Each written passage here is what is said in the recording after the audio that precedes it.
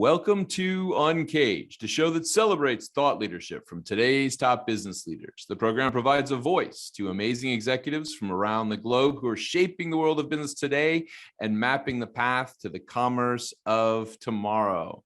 Today, we're speaking with Jennifer Risi. Hey, Jennifer, how are you? Hi, how are you? I'm really well. I'm excited to talk to you and hear about this business. Jennifer is the founder and president of the Sway Effect, one of the fastest growing marketing and communications agencies. The Sway Effect is a global network of independent agencies focused on driving brand reputation and integrating diversity, equity, and inclusion into all aspects of business today. And DE&I has been a central topic for every company over the last couple of years. So I'm really excited to hear what the Sway Effect has been doing in that area. But before we get there, Jennifer, tell us a little bit about yourself and your career today. Well, thank you for having me. I'm excited Absolutely. to be here. I've been in this business for a little over 20 years at this stage. I fell into PR. I was a psychology major at Barnard College in New York. Didn't know what I wanted to do. And I believe life takes you where it's supposed to take you. I fell into PR. It was my first job because my family said, you better get a job. We're not going to keep paying for you. and I found something I love to do. And I've just learned new and different things every day. And a little over 2 years ago, I started the Sway Effect. Who knew the pandemic would hit? But it's been a great ride. I get to work with amazing partners in our network, people I've admired my whole career that I've worked with from many different parts of the industry who now might have their own shop and they're now part of our network, to working with clients that I have loved and admired for many years, people I work with over the years that have come back to work with me as I started my new company, and new people I've met along the way. And I've built an amazing team amidst the pandemic. Some of them I barely have seen maybe 5 times in the last 2 years. I love it. And I mean, so from your deep PR background, I mean, you're being extremely humble. You've worked for some of the best, PR shops in the world. And now you've launched the Sway Effect. Let's go deeper onto the Sway Effect a bit. Tell us first, I mean, it's a great name. So tell me what's behind the name. Well, again, as I said, I believe things happen the way it's supposed to. When I was thinking about creating this company, I was thinking about creating it long before I did. But I was in the shower one day and I said, I love the name Sway, but a lot of people have that name. So I actually went out for breakfast with Kim Sample from the PR Council. And she said, how about the Sway Effect? And I said, I love that. And that's how we created the name. That's perfect. Well, it seems like a very powerful formula that you have. And tell me a little bit about how you work with this kind of integrated team to deliver these kind of strong DE&I solutions. What we try to do is when we get briefs in from clients, I try to think about who do I know that's the best in what they do, to bring to the table to help solve the client problem. So that's how Sway was created. I really believe that the best work we can do, we do together. It's all based on collaboration. And from what I've experienced in my career, you always can learn each and every day. So I put this network together, just knowing the different types of things clients and brands needed. And that's how we work. We bring the best at what people do together, whether it be social impact or brand strategy or advertising. We bring it to the bear for the clients. But the part that I think is important is we need to have agencies that are representative of the stakeholders that brands try to connect with. They need to be as diverse and have a team that is diverse to reflect the populations that they serve so that they actually know how to reach those audiences. And that's why D&I is at the center of everything we do, is we want to make sure we're inclusive in all of our thinking. And we push our clients to make sure it's not an afterthought. It's central to their business strategy. And, with everything that happened the summer of 2020, I feel like that was almost a marketing awakening. I mean, I don't think any of these DE&I issues have been with us for our lives and our parents' lives, et cetera, but there was an awakening. And tell me a little bit about the business landscape today and how companies are thinking about this stuff. Well, you need to make sure it's real, right? I think that what I've seen, unfortunately, is a lot of brands got got involved and did things because it was a good PR moment. Yeah. I think that, and I've had a lot of journalists actually ask me about that, of, brands I work with, other brands in general. I think right now is a time of reckoning. Brands need to really identify what do they want to do, set the metrics, and then year over year measure how they're doing. Because if you don't set metrics, real change is not going to happen. It needs to be part of KPIs of leaders that they have to drive change, but also change should come from anywhere in the organization. We have to give voice to up and coming talent to also feel they can speak up when they have something to say.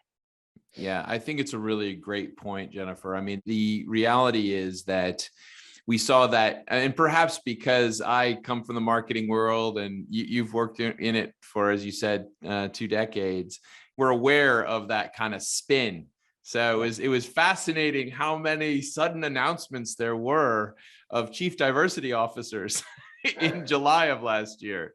And I think that the challenge is really to see what is happening with those companies. So I'm imagining over probably this coming year will be an interesting one to see what has actually happened. How is it getting layered into the organizations? And is there a broader commitment? That's excellent.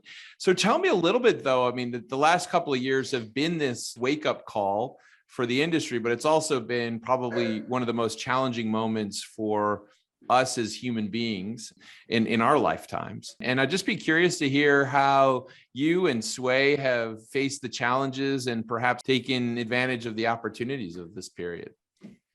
I would say I've done some of the best work of my career during this time. I mean, I think we have a seat at the table with our clients more than ever. We're an extension of their team, even though we're all more disparate than ever, remote. We've all figured it out. Like, we could figure it out now. Imagine we can do them. We're all back together in person, because it's not going to go on forever, I hope. But I would say that, some of the work we've done, I mean, we have clients on the front lines of COVID, like BD. BD makes at-home. BD is a Fortune 200 med tech player. They make at-home testing and point of care testing for COVID. We're helping them get their message out, because historically the brand had not been very proactive with media relations, and we help them define their message and get their message out and get them out there and the right relationships secured, get them out in social, and just help them create a consumer brand. And you're probably seeing BD's tests out there right now to help test for COVID. We've also worked with brands like Signet.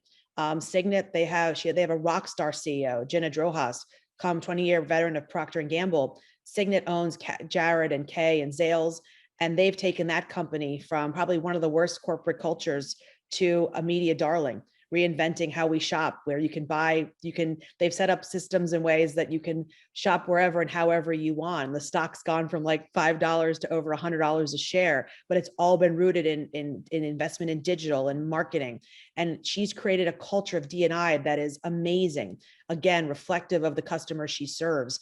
And it's like we're working with these brands that are really at the center of conversation right now and helping make a difference.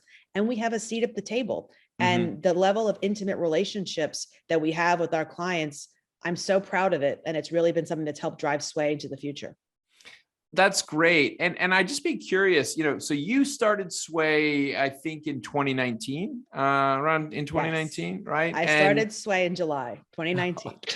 All right. So you were a year in, and then suddenly the world is a different shape. So you obviously probably went from maybe being in offices to then going virtual. How have you and your colleagues evolved the way you work, and how do you imagine it shifting going forward? I'm so proud of how our team has been able to work. I'll tell you a funny story. So I decided to finally get office space with this great, beautiful space in the Chrysler Building. Oh, wow. March 2020. I think I probably sat there about 10 times before everything happened. And I think I only went back a couple of months ago, and I found it was almost like everybody else when they go back. We found these papers from like March 2020, and it was like October 2021. And you're like, when did this all happen? And, you come from a world where you think you have to be together in person. And yes, that face-to-face time is important because, 70% as adults, we learn by observing. So you need to do that, right? But I would say that we've learned over the past 2 years to adapt. My number 2 is based in Miami. I've met her 4 times. We've done amazing work together. Oh, I have wow. another team member based in Chicago, another team member is based in Oklahoma. I mean, we have people all over the place, and we meet once a week to talk about the work for the week, and we all are connected. Yeah. And I think that we figured it out like everybody else, but the culture and the team we created, I think, is really fun. I think I was able to bring them all together twice last Mm, year. And we thought we were getting out of it, and now we're kind of going back again, but I hope yeah. it'll be the other way soon. But it's a great team, very Yeah. mission driven. I was on a call today with a group of marketers, and one of the individuals said, this was the first time I was really sad not to go to CES, the Consumer Electronics Show at the beginning of the year, because I just wanted to see everybody. And I do think that there's a real desire for people to connect with their peers again and to meet. And certainly that will come back in various ways. I hope sooner rather than later. I should probably knock on wood somewhere just to make sure. But as you look forward in 2022, how do you imagine this year shaping out? I think it's going to be another challenging year, but I'm very excited. I mean, I think we have the right team in place. We have a nice core group of clients. We have some new business already on the horizon. My goal is really to continue to keep the team connected, build our culture. I want to at least get us together once a quarter. That was my goal. But our plan is continue to build the network, continue to build the client base, and continue to create a culture where people want to be. That's a big focus. I want to get back to some in-person events. I'm supposed to do a thing at South by, do a talk at South by. I have my tickets, everything ready to go. And Madi and I, who's my number 2, and I were talking, and we're like, I don't know if we're going. We got to figure this out in like a couple of weeks, but everything's ready to go. I mean, I wanted to go there. I also wanted to go back to Cannes in the summer. So you don't know, but I think, to your point, I have a hunger to get back in person with people. I think that, we're all over like the Zoom drinks and the Zoom meetings. I'm actually trying to get everyone back to using the phone. Like I try to do phone calls wherever I can, and it throws people off, but then they appreciate it after that. But no, I'm excited. I mean, we have a lot of momentum right now. And we have as I said, we have some good clients, a really good team. I just want to continue to attract more people to want to work with us. We've been speaking with Jennifer Risi. She is the founder and president of the Sway Effect. Great name. The Sway Effect is a global network of agencies focused on driving brand reputation and integrating diversity, equity, and inclusion into all aspects of business today. They're working across PR, brand strategy, creative, social impact, data, analytics. They're an integrated agency. They're doing everything. Jennifer, if someone wanted to reach you and find out more about what you're working on, where should they find you? They can email me, jennifer.risi@theswayeffect.com. Excellent. Well, thank you so much for being on UNCAGED today. And let's hope 2022 is an amazing year. Welcome to the future. Exactly. Thank you so Cheers. much.